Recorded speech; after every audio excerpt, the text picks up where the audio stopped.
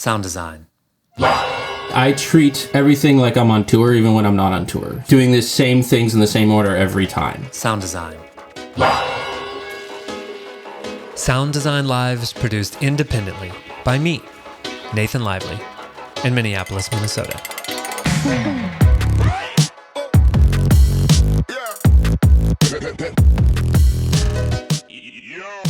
Welcome to Sound Design Live, the home of the world's best online training in sound system tuning that you could do at your own pace from anywhere in the world. I'm Nathan Lively, and today I'm joined by front of house engineer, system tech, and technical editor for Live Sound International, Michael Lawrence. Michael, thanks for joining me on Sound Design Live.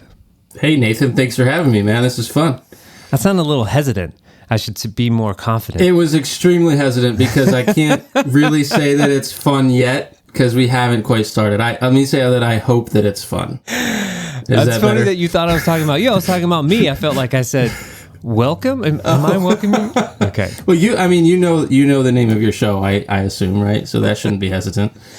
So, Michael, I definitely want to talk to you about mixing monitors from front of house. I'm going to ask you about your Dante certification, and maybe we'll get into some system engineering and system tuning stuff. But before all of that, what is the number one most played song on your phone right now? The number one most played song on my phone right now is, I'm not positive I'm pronouncing her name right, poor girl, but I think it's Emily Sandé. It's called Next to Me.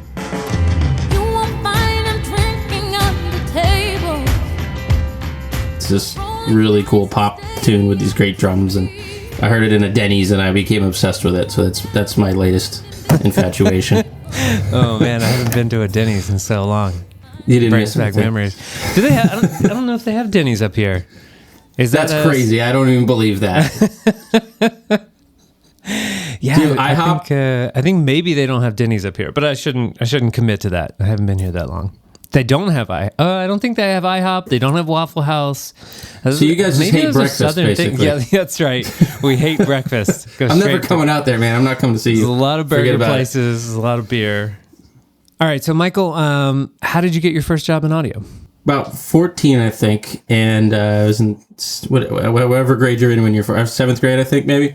And my cousin was at school. He was a couple years older than me, and he was supposed to run the lights for the talent show. And I think he figured out, like, at the last minute that it wasn't cool to do that. And so he sort of was like, well, you can do it, Michael. And I was like, this is great, because I was too young to realize it wasn't cool. So I did that, and I quickly became more interested in audio than lighting.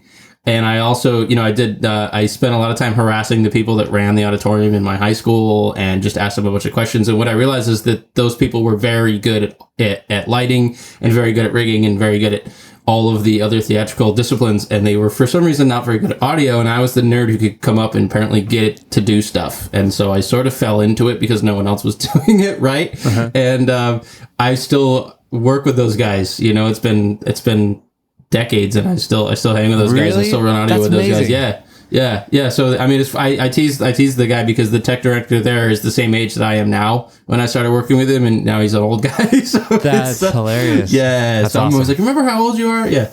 But so yeah, I just kind of someone left me unattended with audio gear, and I got hooked, man. Well, so that was your first responsibility. What was your first job that you actually got paid for? Those guys that ran the high school auditorium, they would do some local events over the summer. So I was probably 16 at that point, and they, would just have me come out and, I was just an extra hand. I would help run cables, or I would help, actually, no, I take that back. This is actually a fantastic story. I was 15 years old, and a buddy of mine was a choir director, and his kids' choir was going to have a concert out on the lawn at City Hall in our town. And his sound guy backed out, like, hours before the gig, so he called me and he said, I know you're not a sound guy, but I know you could probably help me come figure it out, and you do this stuff. And I guess I had a reputation for being a nerd. And so I called my buddy, my best friend, my Sam, and I'm like, Sam, we got to do this gig, man. And there's no snake, so we're huddled on the side of the choir risers with a little Behringer, like 4-channel, we got 4 little mics. And long story short, one of the girls in the choir threw up all over the stage. Whoa! And all of our mics, and it was totally amplified, really loud. And that What, that was my sick? first real audio gig. Did it have anything to do with you? I think she was just nervous. I don't know. Maybe I was. Wow, maybe she had to look at me while she was sick. I have no idea how you get vomit out of a mic. It was an ordeal, man. And so after, it was sort of like in the 4 seconds of silence before the song ends, but before people clap, there's that sort of weird little window there. Uh-huh. That was when she threw up. Wow. And so what did you do? Loud. You were surprised. I'm sure you froze for a second. Sam and I were did both you sitting turn there. all the mics off, or? Well, Sam says, and kill all mics. He said wow. So that happened. So we did, and that was my first paid gig. I think I made $50 doing that. Michael, I know lots of things have happened in your career since then. Less vomit, thankfully. No. Oh, man. What if you were like, yep, and then every gig since then, someone has vomited. And somehow the common denominator is me. You gotta keep to your roots, you know what I'm saying? Okay, so all this stuff has happened. I'm wondering if you could maybe pick out one decision you made that was really kind of a turning point, where it was like, okay, this is going to be a career now. I don't think there was like one moment when I said, all right, this is it. I'm deciding, I'm planting my flag in audio, but it very quickly became a part of my life, and it very quickly became something that I liked to learn more about, and also realized that around here there were not a lot of people that were doing it well. And so it was like, hey, I can actually do this, and I can make money doing this because people are willing to pay to have this work. You know what I mean? There's always that crazy moment when you go, wow, this is not only something that I find really interesting and cool and fun, but people are willing to pay me to do this. Why? You know what I mean? So I would say it was probably over, a summer or two when I was in high school that I was like, no, this is going to actually, you can do this. And they didn't mention this at career day, but hey, I like it, and people are willing to pay me to do it. So, it pretty quickly just became a part of my life. I'll never forget Buford Jones saying that he thinks one of the most important things he did, or does, I guess, when he works on shows, is that immediately after the show is over, he goes back to the dressing room to say something to the artist about something that he liked about the show, kind of in their language, like about the music. Well, I would say something very similar. I try to do it as soon as possible in the day. I do a lot of one-offs, a lot of college stuff around here. And so, a lot of these times, they're not artists that I've been working with for a long time. And so they don't know who I am, and I don't know who they are, and we've got to work together. And it's very easy for musicians to be like, well, who the hell is this guy? And so, I can honestly say, hey, that's a really interesting pedal board you have there, or, oh, that's a cool guitar. Yeah, I kind of, I had a 67 couple years. Like, that immediately puts them on a more comfortable place where, the musicians love to talk about their gear. Are you kidding me? They're no different than asking us about our consoles. We love to talk about that all day. So I try to make a comment about their gear, that something that they're doing that's interesting, or if they have a really interesting tone, or they got a really old beat up amp that sounds great. I'll try to mention that as soon on in the process as I can. So later on, when I say, hey, I'm really getting a lot of guitar off the stage, you think we could re-angle your amp a little bit? I've found that they're going to be more receptive to that if they feel that you really do understand what they're doing. Yeah, that's a good point. There's some sort of balance where a lot of people probably come in expecting you to be the person that's going to try to say no to them a lot and try to stop them from doing things like, we want to be loud, we want to do X, Y, and Z, we want to, put microphones in weird positions or whatever. And the quicker you can sort of turn that around and make you the enabler of them getting what they want and having a good time, the better. And that sounds like a good way to start. Yeah, and a lot of times things just are the way they are. But a lot of times I try to just give them the context for what I'm trying to say, and it's their show, they're the artist. My name's not on the ticket, so I'll say something like, "Hey, I'm getting a lot of guitar off the stage. It will be more even out here if we can turn your amp." I'm not saying we have to turn your amp. I'm just letting you know why I want to do it and how it's going to make them sound better. Yeah. And it's up to them. A lot of rooms I say, look, I mix in this room all the time. What I found is the lower the stage volume is, the better you sound out front. And I'll just give them that information, and an intelligent musician will know what to do with that information.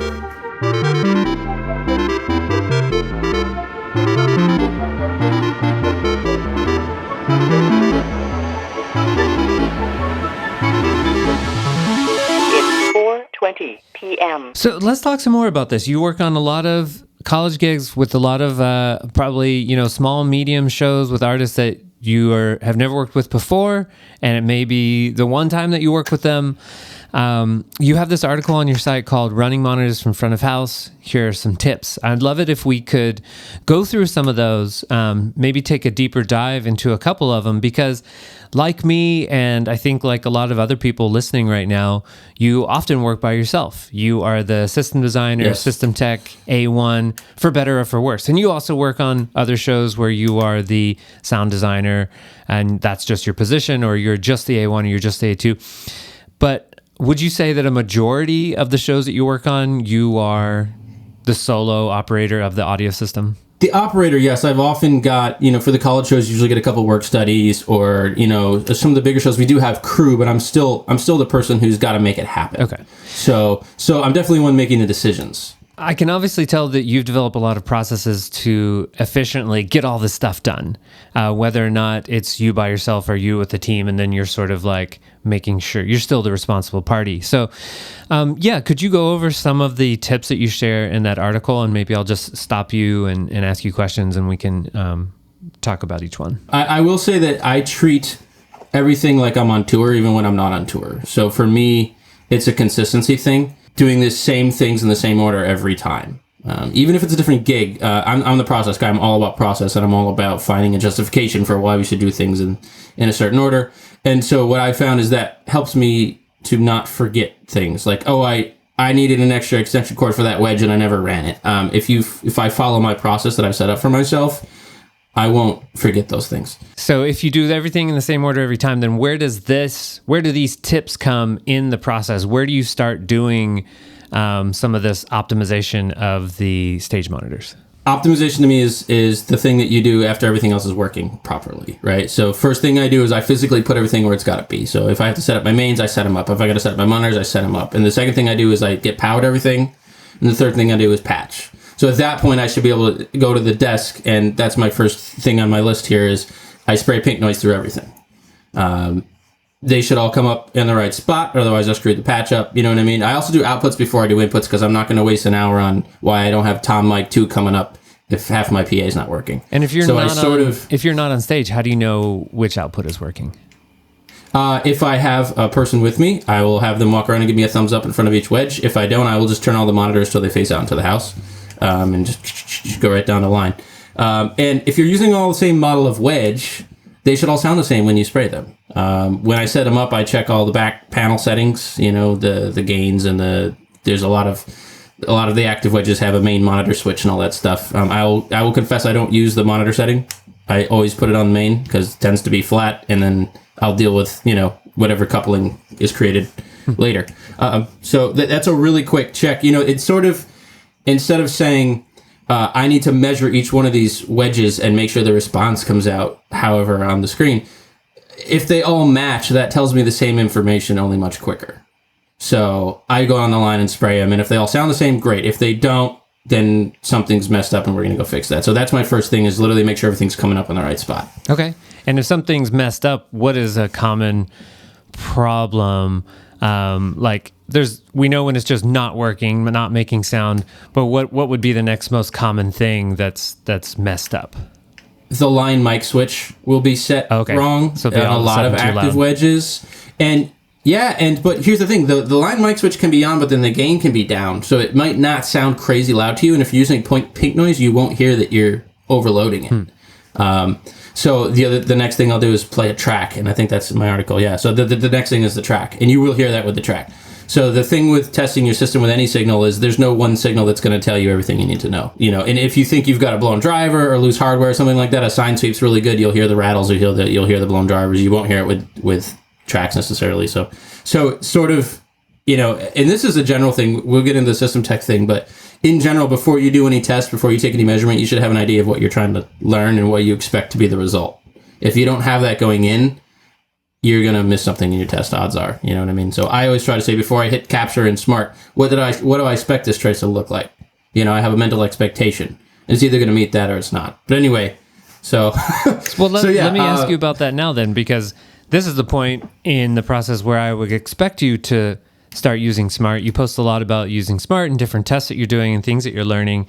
You have these great articles. In this particular article, you don't mention using Smaart. So is that not something you commonly do with your stage monitors, or did you just not mention it in this article? I generally won't. Modern wedges are pretty good, especially the active ones with their own DSP. They tend to be really good. It's gonna the tone's gonna shift like a seesaw depending on where it's located on stage. So if it sounds good to me and it just has a little too much highs, I'll just roll the highs off. And I've got an actual screenshot in my article of the EQ curve that I used on my Midas desk to literally just roll the highs back. I'm going for speed at this point, and so if it takes me 10 seconds with an EQ to get it to sound good. You're doing these, it's a high pass, low pass, and a very, very broad filter generally. Now, you get some goofy wedges that are older, then if it's something nasty that I need 3 filters on, I'll definitely get the rig out. But for me, if I can get it to sound reasonable within 15 seconds of listening to a track, I'm just going to do that. Nice. And I'm going to go down the line. Sure. And the other thing I'll mention is I have a Q wedge. I always have a Q wedge at front of house tied into my monitor bus, and that's really important, and it's really easy to do, and a lot of people don't bother with it. And I will, after doing it, I'll never not bother with it again. You adjust their mix. If you don't have a Q wedge, you're literally guessing at what's coming out of that. You're guessing. And you're relying on the musician, and they may be in a situation where it doesn't sound good to them, but they don't know why. I'll tell you a funny experience that I had while working with the Philharmonic Orchestra in Slovakia, doing outdoor concerts. I worked with a guy from, I think he's from Acme in New York City. Anyway, that's not important. The important thing is that he was trying to teach me how to do monitors for opera singers, which is kind of a weird thing to do. And he tried to, I don't know, this is just his technique that I thought was really interesting. I'd never seen anyone else do this, but he would try to get me to not use the Q wedge. And he would say, hey, you're not that far from them. I was on the side of the stage.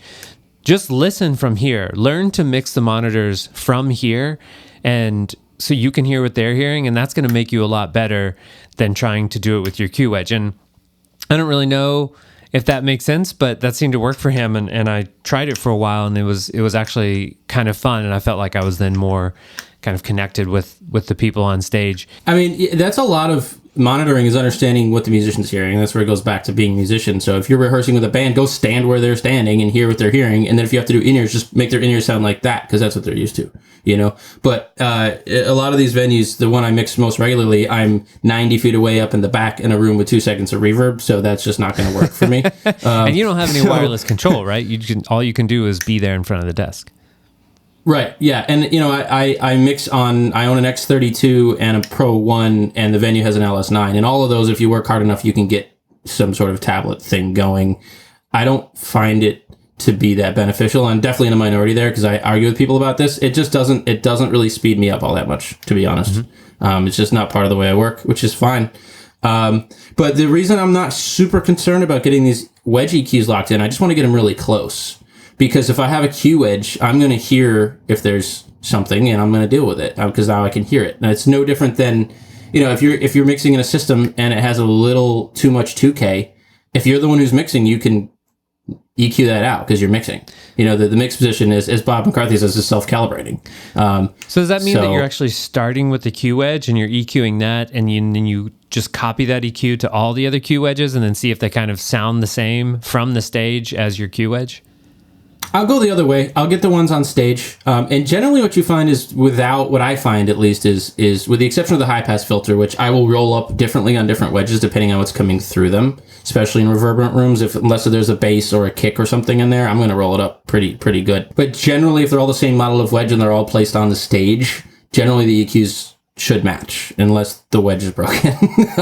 And if that tends to be the case, then yes, I'll copy that to my Q wedge, and then I'm reasonably close to hearing what they're hearing. That way I can deal with it as it comes down the desk, and that's much quicker than getting out the rig. And in most cases, I don't have to get out the rig for that.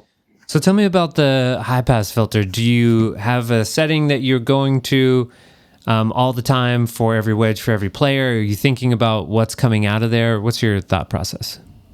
Depends on what's coming back from the room. That's a ton of it. This room with 2 seconds of reverb and a ton of low frequency buildup, you don't need as much in the wedge, nor do you want as much in the wedge, because you're just going to make it worse. They don't ask for sub. There's a single Omni 18 sub, above the center of the stage.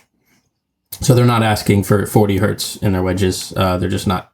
So yeah. I'll start, between 90 and 100 rolling off. And I generally won't go much higher than that, but I will sometimes go lower if I've got a bass.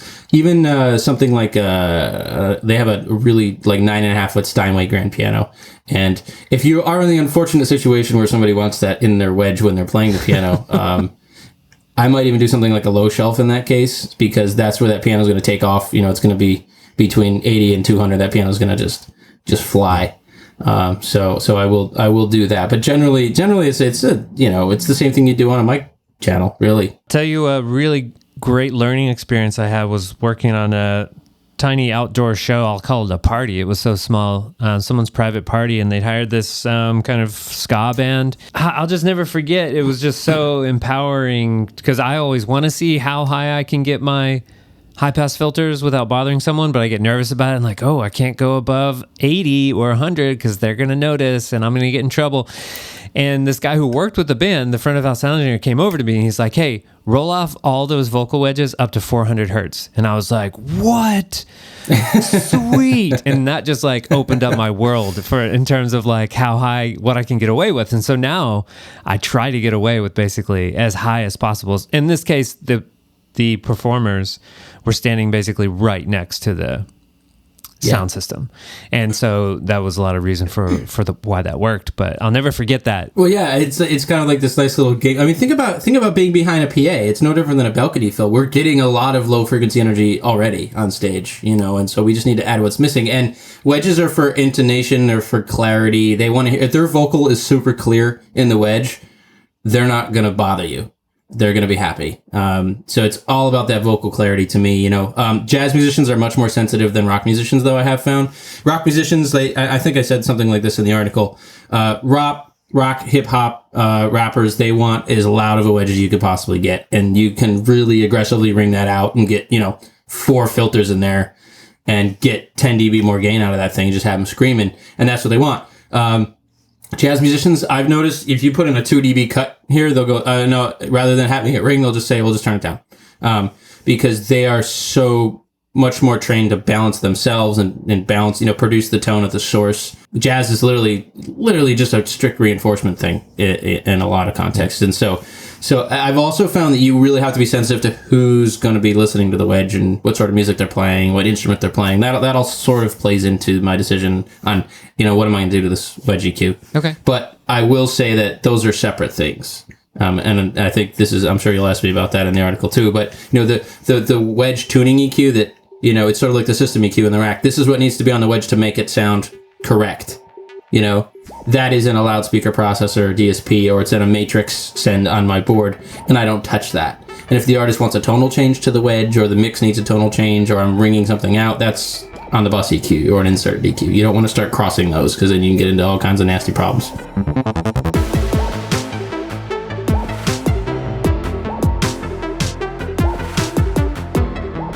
Walk me through your process for ringing out the monitors, because you talked a little bit about how important this is in the article, but you don't really say what you're doing step by step. That would probably make the article too long, but I feel like now is a good opportunity. Maybe you could take me step by step through how you ring out a stage monitor. So, dirty secret is I don't have to do it that often. If you get a good wedge and it has a reasonably linear tuning on it, I find that I don't have a ton of problems, unless it's a really super high SPL situation. If that's the case, I will, if I can do it with 2 people, I'll stand there with a mic open in front of the wedge and I'll just holler out frequency, give me a, 3 dB at 420 and have somebody put it in. Or if I do it myself, I can do it from front of house. I will literally turn the gain up from the board until it starts to ring, and then I'll cut it. I hate graphic EQs. I don't use them unless I don't have a better choice. I feel that the filters are very wide. Feedback's generally a very narrow thing, and so I don't want to take, you're talking about a third of an octave. That's you're going from a C to an F almost on a piano. That's a wide chunk of energy you're taking out, and I find it to be very audible. And so why put a big chunk in there if you don't need to? So I will generally use a very narrow parametric if I can, and I'll just put it in where it needs to go. And if you're close, you can kind of sweep it one way or the other, and you'll kind of hear it tighten up. You can also do the old trick where you do a little boost and you sweep it until it really takes off. You got to be careful with that one in monitors, though, because it'll go quick because you're so close. How are you identifying these frequencies? Pure stubborn training over a long period of time. Oh, really? So this is just ear training. That's great. Yeah. The RTA or something, Smaart is always helpful there, particularly when you're in a situation where you're far from the wedge and you can't really hear it that well. However, I never want to have to rely on that tool because there are a lot of situations when you can't do that. Anything outside, you're done. You know what I mean? If there's any wind at all, that reference mic becomes useless. So yeah, it's to me, it's just the old school ear training. And there's feedback trainer apps and websites that are great, and they just play sine wave, and you go, I think it's 630, and it tells you if you're right or not. And anybody can do this, and you start with getting it, and it's not as hard as it sounds, because if you can get within an octave, you've narrowed all the possible choices on your graphic down to 3, which means that, if you're guessing, it'll be the first or second fader you grab in most circumstances. I submit that's close enough, and it just gets better with time. So I definitely would encourage people to spend some time doing that, because it makes you a lot faster and it makes you less reliant on tools. There's actually a free one that I've used online, and what I'll mention about my experience with learning it, I wrote an article about this where I tried training with it along with Sound Gym every day for a month. The training part of it that I didn't understand until I started was that you can start with a very small number of frequencies, and really 20 hertz to 20 kilohertz is really far to your ears. So if you pick 6 frequencies equally spaced throughout that range, you can really quickly memorize those 6 frequencies. And then when you feel comfortable with that, then you move on to 10 or 12, and then you just kind of keep going. You keep adding one. And so although I think people listening now who have never tried this may think that this is impossible and like, oh, that's only for people who have perfect pitch. No, you can learn pitch memory just like anything else. And just like anything else, you lose that skill if you don't practice it. But you can practice pitch memory, and you can kind of step your way into it, little by little. Right. And, I have 2 other tips that I can add. Number 1 is, I think we all have this ability to some degree. Everyone's got a car that has a bass and a treble. And most people can tell which one of those should be turned down if the music doesn't sound right. And so it's just that, only it's just more finely sliced. If you had a 3-band EQ in your car, most people could say, okay, do I want a bass mid or treble? Which one's too much? It's just that. It's just that only, the resolution is increased. There was a great front of house engineer named Tony Huerta. He's a front of house engineer for Take 6, the a cappella band. They're fantastic. They came out with 6 wireless mics, and they're incredible. They've got like 11 Grammy nominations. I had the privilege of being their system tech for a one-off, and this guy was just incredible. Oh, cool. And he taught me to sing the feedback frequency to yourself. And then what? And he would... And because that helps him memorize it, because you're now using a second sense to internalize that data. So good. I never tried that. And then he would go like, okay, I think that's 1/6. And his accuracy went way up once he started singing it back to himself. Man, next time I try. Okay, so I looked it up. I wrote this article, and I looked up Audio Frequency Trainer is the name of the app. So next time I try it and I listen to it, I'm going to try singing it. You should. And also, that's a music school thing. Is I had I didn't take voice lessons, thankfully, but I had a teacher who taught me to play instruments, and said, if you can't sing that melody line, you're not going to be able to play it well on your instrument. And so even though you're not a singer, you're playing a piano or a guitar or whatever, you should still be able to sing that line. And it really does help your brain process it. So I would say, even if you're kind of humming crazily to yourself when you're ringing monitors out, and it's just like anything else, the more you do it, the faster you get. There's no magic trick here. Yeah, I think we probably already killed this topic, but you're just reminding me, because I went through that first year of music school as well, where there was just like all these things that I thought were impossible, and I really thought I wasn't going to be able to learn. Really, just through small steps and lots of repetition and practice, it's amazing what you can train your ear to do.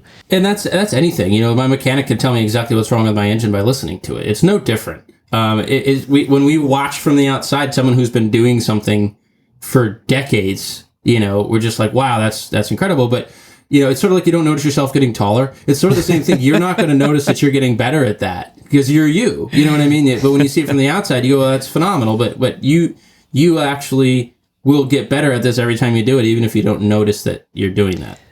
So the other thing that I think is really important about identifying feedback frequencies, and why it's so much more efficient, your method of learning to do this by ear than it is to use any kind of measurement, is because that measurement only really works when the feedback frequency is louder than everything else. It has to look like a peak in the whatever graph you're looking at, or you're just looking at a bunch of peaks like you're always looking at.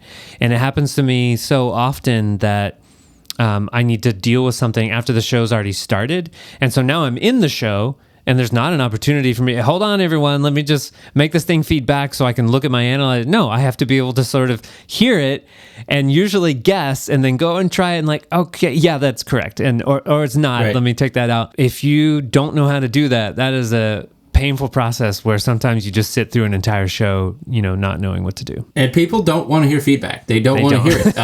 That's like what every terrible sound system in a Hollywood movie is, right? Like if there's a sound system, it has to ring back. It has to feedback. Like that's probably the fastest way to indicate to somebody that you don't know what you're doing, I would say. And that's the trope. And whether or not it's true, I don't know. And like you said, if you're ringing something out, you know exactly what you're doing. But the inherent problem with analyzers and with particularly feedback suppressors is that they don't work until there's feedback. They're reactive. And so before you have feedback, you have a ring. And if you can hear the ring and deal with it, that's good. If you can hear the slight roundness of like literally the Q resonance forming, and the wedge before it even becomes a ring, just sounds a little fatter. If you can hear that, even better. You can. The idea with being a monitor engineer is I want to fix that problem before anyone knows there was a problem. You know what I mean? That's why they hire a person and not a feedback suppressor. So we want to be out in front of that. We want to hear it before anybody else does, and that's just the same thing you're talking about. It's just training. Yeah. I'll say one more thing about ear training and ringing out monitors, which is that it failed for me so many times that I just kind of stopped doing it. And so now I have a different process where I'll check for the frequencies that are going to feed back, and then I'll just make note of them. I won't actually do anything about them until sound check starts and there seems like there's actually going to be a problem. Now, if you don't have a sound check, that may be a little bit different scenario. And it depends on, what's the situation? Is it a room of like VIP corporate CEOs or whatever? Or is it, kind of a fun outdoor party and, you can get away with a little bit of ringing at the beginning of the show. But what I want to say about that is that so many times it would change for me. So I would go to a lot of the hard work of doing the ringing out of the monitors. And then we get into sound check and it's all changed. I'm like, did I just waste all my time? And so then I kind of stopped doing it because I was like, this is not helping me anyway. And then later on developed this process now where I just go through the work of identifying a few of the first things that are going to feed back and then just sort of write it down or make a note of it somehow. That's an really important point, because I think a lot of people don't realize that element, that feedback is literally a feedback loop. That's why it's called that. And so if you move a mic, that changes. Right, and it could be an inch, or it could be the person puts a hat on, for Christ's sake. Right, yeah, musical theater, right? So to me, hearing the wedge, if the wedge has way too much 400 in it out of the box, you can guess that's going to be a problem. So there's stuff that, if the wedge isn't flat, quote unquote, you can go like, yep, that's louder than everything else. I can expect a problem there, and I'm going to get rid of that. That's why I listen to my track, and I deal with that. But beyond that, and that's why I said I don't really ring them out that much. It's so dependent on what's happening on stage that you don't want to put 19 filters in and then get into the show and you realize those aren't your problem frequencies. What are you going to do? You're not going to take them out during the show. That's scary. You know what I mean? So rather than get into that situation, I get the wedge to behave, and that solves 90% of my problems up front in my experience. And then if I have a problem during the show, I just drop a filter on it and you move on. But I think if you've done everything else right up to that point, you shouldn't have to put 19 filters in your wedge. We also have to point out that both of us have been doing sound for a little while. I empathize with a lot of the fear around it. And so I can understand why, especially when you're first starting out or you're in a venue for the first time or you're working with a new speaker for the first time, you would have maybe a little bit more fear or trepidation, be like, I really don't want to look. Is this going to feed back? Like, is this going to be a problem later? And so then you might spend a little bit more time on that, and you might feel a little bit less confident. So I empathize with that and realize that, you and I are kind of speaking from years of having things fall apart already and sort of knowing when we should be concerned and when we shouldn't. Right. And look, you're going to get feedback. If you want to work on audio, you're going to get feedback. Deal with that. You need to come to terms with that. If you're the person who's too scared to ever get feedback on a gig, got bad news for you. You know what I mean? So you should probably move the video. It's gonna happen. Just embrace that and move on. But I will also say that, you can kind of develop a spidey sense, like you said. I know when this is going to happen, but guess what? There's another part of the equation here. It's the mic. So I can look at a stage and tell you which wedges are going to have a problem based on where the mics are placed. We ignore stuff like the polar pattern of the mic. That's super important. Getting the wedge in the right spot. So if I've got a beta 58, how many degrees off axis is the null on that mic? Most people don't know that. I have a protractor in my work box, so I can put that wedge exactly where it needs to be to maximize that null. And you're talking 10 dB difference. That's a huge difference. Tell me about that. So do you put like the protractor on the mic capsule and then you have like a laser? Exactly. No, I just eyeball it. I literally line it up, and I see where, okay, this mic's 120 degrees, and so my high frequency driver should be there for the wedge. And guess what? The artist is probably going to move that. And if they angle the mic on the stand, that's going to change. But you want to get close. You want to not pay no attention to it. You want to pay attention to it. Buy yourself every dB you can get. So we've spent so much time talking about let's EQ this wedge. Well, if you put the mic in the right spot or use the right mic to begin with, if they want two wedges, don't give them a 58, give them a beta 58. Yeah. You know what I mean? And that is being proactive, and that will solve you problems before you even have problems. So I think in a way, putting filters on your wedge is the last step in the process, and it's a Band-Aid. Because you're trying to fix a problem that's been created. Maybe it's up to you, maybe it's not. Sometimes they go, this is my mic, this is where my monitor goes, and that's what it's going to be. Especially on a one-off, I can't go say, no, you can't put your wedge there. That's how they want it. But let's pay as much attention as we can to everything along this process. And, what I've found is, to my surprise, if you do that well, by the time you get to the point where you have to put filters on stuff, you don't have to do that much. So... we spend so much time talking about EQing, but I think it's really one part of a bigger picture that we should be focusing on.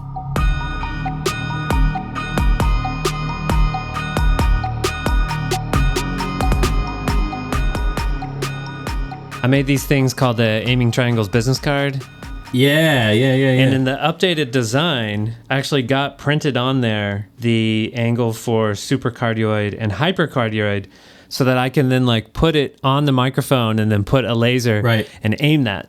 So that's pretty cool, and I like having that, and I like knowing that. But doing the research for this design, I discovered that there's not really a standard and that mics are all over the place. There is not. So I actually found two common microphones I can't remember the names of right now. There's two common microphones that one claims to be supercardioid and one claims to be hypercardioid, and they're both exactly the same in terms of the degree of where the null point is. So you still have to know your microphones. Yes. You do, and you have to use your ears. And I also think that what a lot of people don't realize is it's a spectrum. You start with omni over here, and you have figure 8 on the other side, and all the other polar patterns come out of that somewhere on that spectrum. So it's not like, it's not like putting things in drawers. It's not quantized, and in fact can be infinitely variable if you want to get into the mic design aspect of it. So that's exactly true, and every mic's going to be a little bit different. But all I'm saying is let's try to get close. You know what I mean? If you've got regular old cardioid 50 on a stand, and you got your monitor off to the side, 40 degrees off to the side, you can expect that's going to cause you a problem. So get it close. Let's get it as close as we can. And if I can reduce my problems by 4 dB, I'm going to do that. One thing that's helped me is when I see an artist wants to move something out of what I consider to be optimum for rejection, is I'll say to them, hey, totally fine with you moving this, just letting you know that this is the optimum position for maximum gain before feedback. And so we can try it in whatever position you want. And then if you end up needing more volume than I can give you, we'll probably have to move it back. And most people seem to be okay with that. Right. And it's exactly the same thing that I was saying before, which is, I'm generally going to trust in the artist to know what's best for their show. It's their show. It's not my show. And so, I'm going to give them that information and let them know that, hey, we're here to help you. My job is to make you sound as good as I can. And here's what I think you should know about that, and do with that information whatever you think is best. So it's the same thing. I think that will give you a lot more respect and more cooperation. If you do have a problem later on, they're more likely to say, hey, how can we work together to fix this, instead of just getting mad at you because there's feedback. I have an idea that I want to share with you that I've been trying recently, and I still don't think I have really perfected, but I think it has a lot of potential. Okay.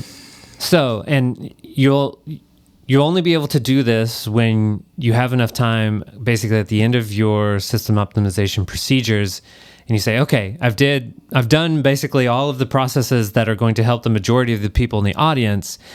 Let me also now not only measure my stage monitors, but then measure my stage monitors with my vocal microphone as my measurement microphone. So then I'm basically just measuring everything coming off of the back and reflecting off of things back into the microphone.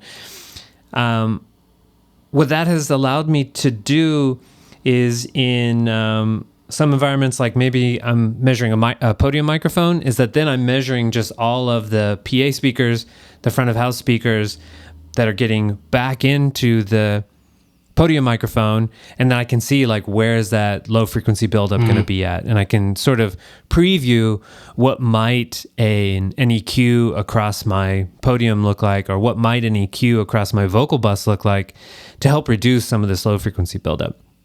The other thing it helps me do is when I'm doing stage monitors and a vocal mic, I've noticed that some of the peak frequencies that will come out of that measurement are the same peak frequencies that are going to be the first to feedback. So I'll take that measurement, I'll look at the magnitude, and I'll see like, oh, peak here, and then I'll do a test to see which frequency is going to ring back. Oh, it's the same frequencies. So this is all kind of new for me. Maybe you've already done this. Maybe everyone else has been doing this for a long time, but this is sort of new and exciting for me. So I wanted to share that with you and see if you've tried any of it. I think I've been doing it without realizing that I've been doing exactly that. Okay. What I mean by that is, because it's it does follow that, hey, whatever the mic is hearing the loudest is going to take off soonest. That's a bit of a distillation, but it's pretty much true. And so there's absolutely a value in that. And I think there's a training aspect of it too, where over time you get to correlate what you're hearing with what the mic is hearing. And that's super valuable. I will generally, if it's a corporate thing, and it's a high stakes thing, and I don't have a lot of time, I will tie in Smaart to my monitor Q bus on the desk. So whatever I solo, I see the spectrum of. And so that's it's the same thing as running a spectrograph, for example, on a podium mic. You can see the ringing because it takes longer to decay. So it's basically a roundabout way of doing the same thing. But by doing it through the console Q bus, I can jump around to whatever I'm having trouble with. I did a thing recently. I had 3 lavs, all omnis, all sitting right in the center of the stage. 2 seconds of reverb, and of course they're way down here and they're mumbling. And they fired the sound guy last year because there was feedback. Oh wow! Okay, you knew about this. Interesting. Right. So I was like the second shot at it, and but they're how these things happen. They go, you got to mix from the booth, and I'm like, well, you told me that it had to sound perfect, and for that to happen, I need to be in the same room as the show. And they didn't want to have wireless paddles because they didn't want to see him. And so I go, well, I see why this guy got in trouble last year, because if you go, if you appease all of the, right. So the problem is you got to know when to stand your ground and say, look, I understand what you're trying to do, but you called me because you had a problem, and doing all the same things you did last year will mean that you will have that problem again. You called me because you had a failure and you want to do something different. Here, I'm telling you how to fix it. So, you gotta really work with people, and that's where it goes back to being polite from moment one when you walk in. If you're friendly and approachable, you can have that conversation. But so, you gotta stand your ground on a couple things. But, I still had, a spectrograph running, and whoever was speaking, I could hit solo on the desk and see that. And so it's about, heading off those problems before the audience knows there is one. Any other specific things from that article that you wanted to share that we didn't get to? Yeah, double patching is big. We should definitely talk about that. Yeah, so on a digital console, you could send 2 inputs to 2 different channels, right? But on an analog console, you could use a Y cable, like that kind of thing? Yeah, okay. I carry a couple Y cables, and generally it's your money channel, a couple, 2 or 3 vocal channels max. It's not crazy, but that came from a situation I did probably 8 years ago. It was an up-and-coming female pop artist. She had a really, really loud band on stage, and she sang extremely quietly. Ooh. And I knew it was a problem going in, and she wouldn't sound check. I got myself into trouble because all the stuff you have to do, her manager's like, she wants more in her wedge, she wants more in her wedge. Well, now it's butchered out front. Just totally butchered.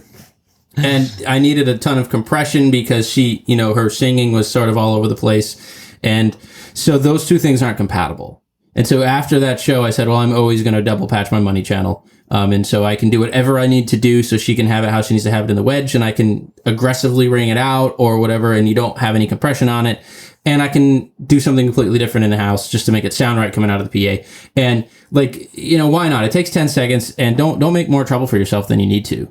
Because, you know, what I need to do to sit this vocal comfortably in a mix and what I need to do to get this vocal really loud in a wedge are not the same thing.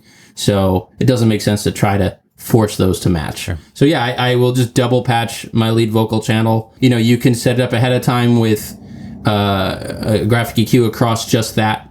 If you want to, you can go from there, and you don't have to, you know, I was sweating during that one. So I always double patch, and sometimes you don't need it, but I will always do it. And it's a habit that I have now. I got a bunch of artists I mix that are on in-ears, and a band I work with regularly, they're on in-ears, and I have the lead vocal double patched, even though it's ears and it's never going to feed back, just because, you know, what she needs to cut through her ears mix, and for everybody else is, again, maybe not what I'm doing in the room. So I found that it, you know, like you said, a Y cable, just buy a Y cable for $4 on Amazon, or digital. It's basically free to do that, and you have it if you need it. Yeah, and I'll say that for a long time, I thought the level of complexity it required was not worth the results. And then I just finally tried it once, and I was like, oh, it's not that bad.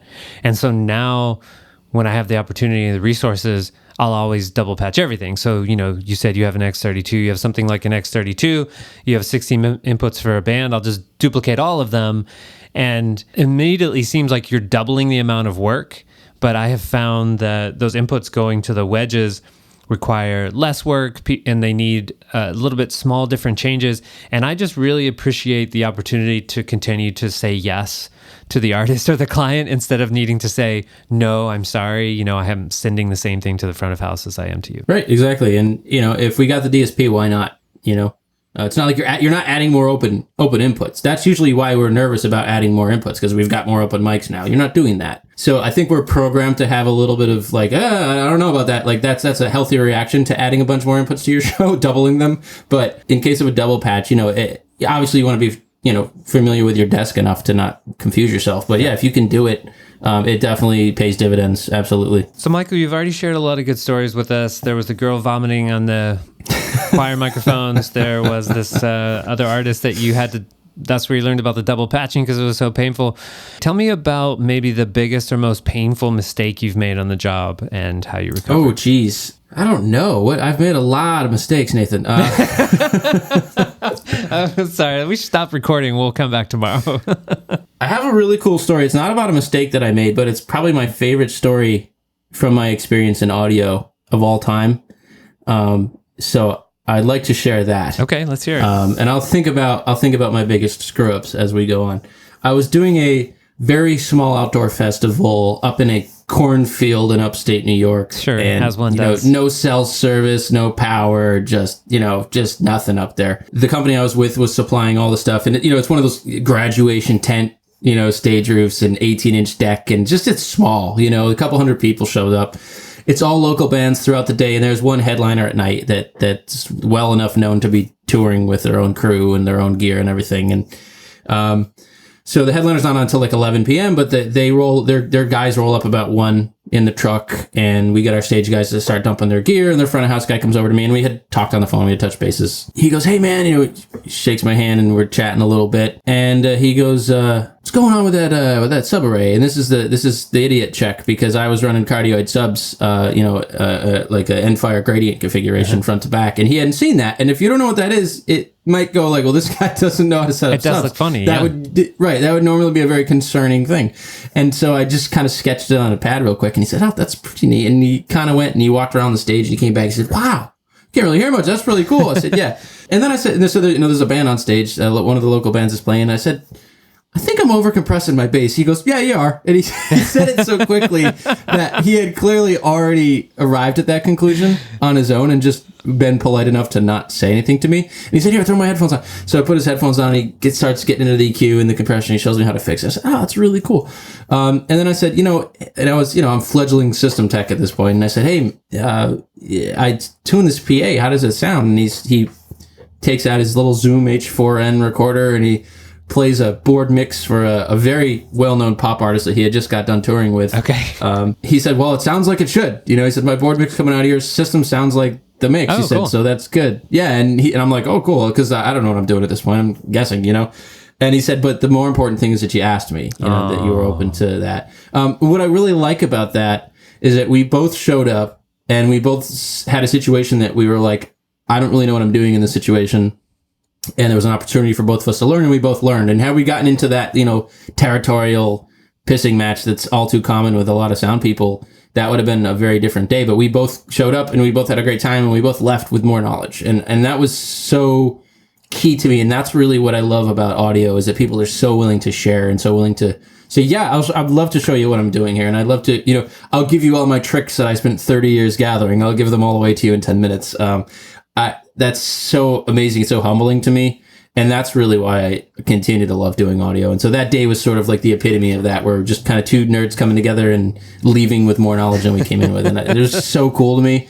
And so to me, I try to aspire towards that all the time, you know? So I encourage, and you and I talked about this the other day on the phone. I encourage people that have an interest to go and ask questions and go be that annoying kid that I was, and say, hey, explain that to me. I want to learn. Because that's the only reason I learned. If people hadn't been willing to answer my questions, I wouldn't be doing this right now. So that's so important. Before we go, please tell people, where is the best place to follow your work? My little independent audio website is called Precision Audio Services, and I'm at precisionaudioservices.com. And if you go to that website, you will find a little link that says Between the Lines, which is my system optimization blog. And so that's where I'm posting all of my nerdy ramblings. So that's probably the best way to catch up with me. Okay, important follow-up question. I don't go on LinkedIn a lot, but when I do, there's usually some entertaining post from you. But it's never from you, is it? It's from a little bird in the photo. Who's that little bird? That is my little man, Joey. He's a Quaker parrot. Uh-huh. Yeah, he's parrot. 7 years old. Yes, he's 7 years old. He lives with you. Been removed. He does, but he's been removed from the premises for the sake of this interview. Okay. His screech really cuts through for some reason. He gets jealous when other people are talking. And yeah, so that's my little man. Okay, yeah, he's my PR manager. Michael, thank you so much for joining me on Sound Design Live. Thank you for having me. Sound Design Live. The interview's not over. I forgot to ask Michael some of the questions that people sent me from Facebook, so I'm going to do that now. Manuel Elias Costa sent me this question. What does he know about auto mix and machine learning? And Michael says, machine learning is reactive and descriptive. If you read the AES journal, you see this is all the rage right now. It can spot trends. For example, all these Smaart EQ plugins now saying, we looked at properties of 500 recordings of acoustic guitars, so we think what we're hearing now is an acoustic guitar, so we're going to add this EQ and bring it closer to the average of the others. I expect to see this more deeply integrated into consoles and plugins in the future, maybe not in terms of making artistic decisions for the operator, but definitely in terms of the console being able to identify what types of signal they're passing.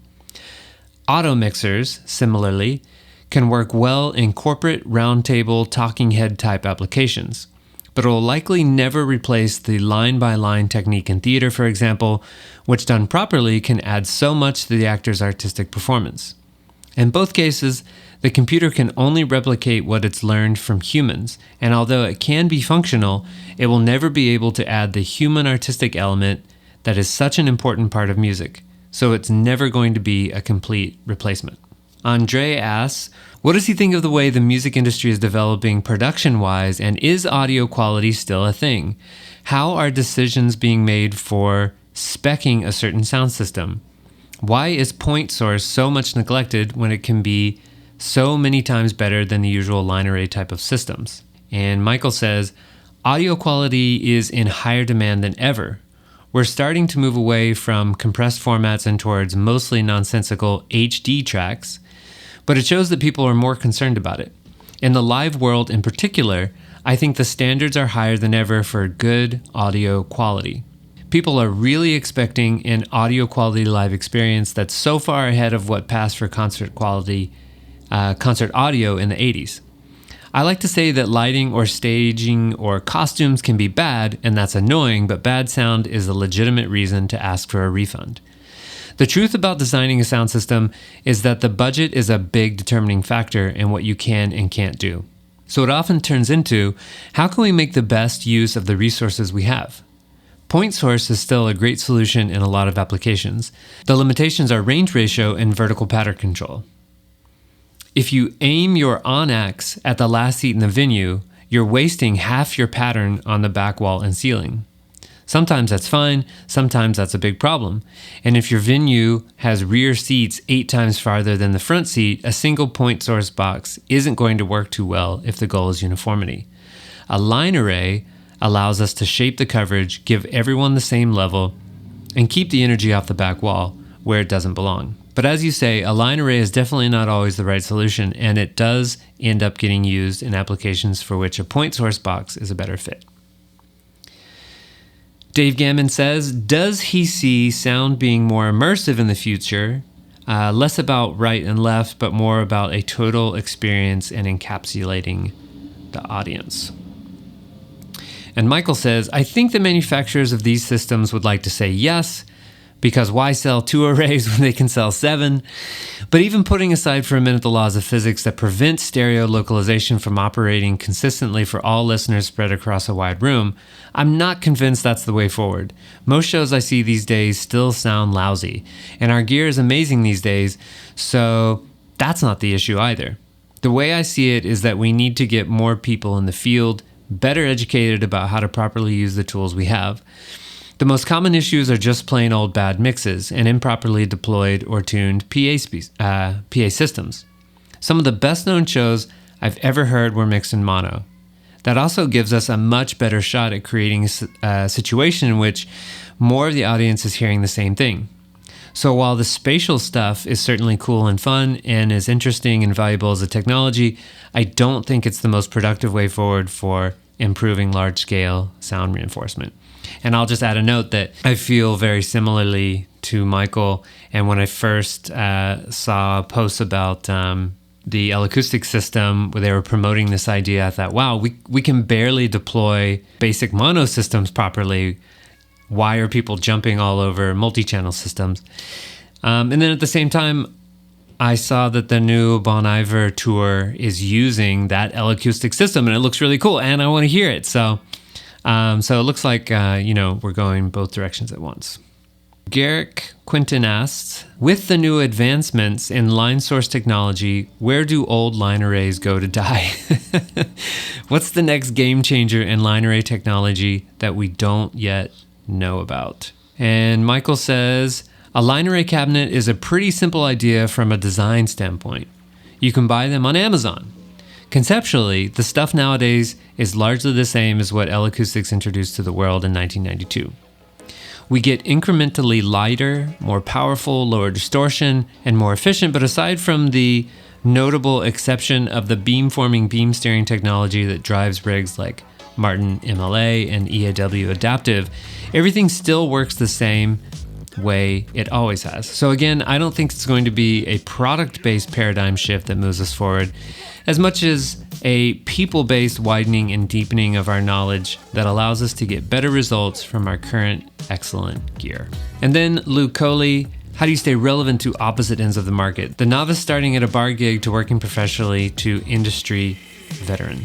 And Michael says, looking at the audio industry publications as a whole, I definitely see a disconnect between what's often in the covers of the trade magazines, $1 million PA systems in huge arenas, and the average person working in the field reading the magazines. Statistically, they're in house of worship or corporate audio, but also small clubs, venues, theaters, weekend warriors, etc. Keith Clark from LSI PSW Editor-in-Chief and I have a lot of conversations about how to make sure we're presenting material that is interesting and useful to folks working in many different areas of live audio. It's something I feel strongly about, and we've been publishing more and more content that deals with small venue installs, corporate audio work, theatrical mixing, and so forth. In my own writing, I've been that sound system optimization is not just for the big rigs.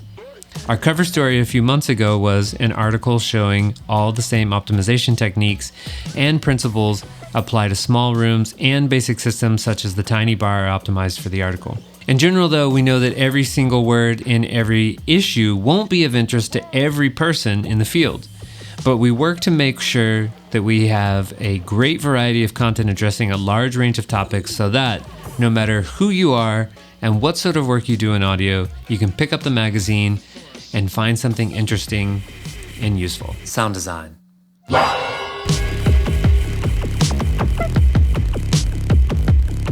All right, I want to thank Bionic for the music in today's episode. If you want to find more of his music, you can do that at bionicmusic.com. That's BIONIK music.com. Sound Design Live is supported by Learn Stage Lighting, Scott, Pedro, Ryan, Bob, Martin, Roadie Free Radio, Joel, Ellis, Jim, Sinqui, Nicholas, Kuba, Chris, DC Sound Op, and Dave. You can start supporting Sound Design Live today for as little as $1 over at patreon.com/sounddesignlive.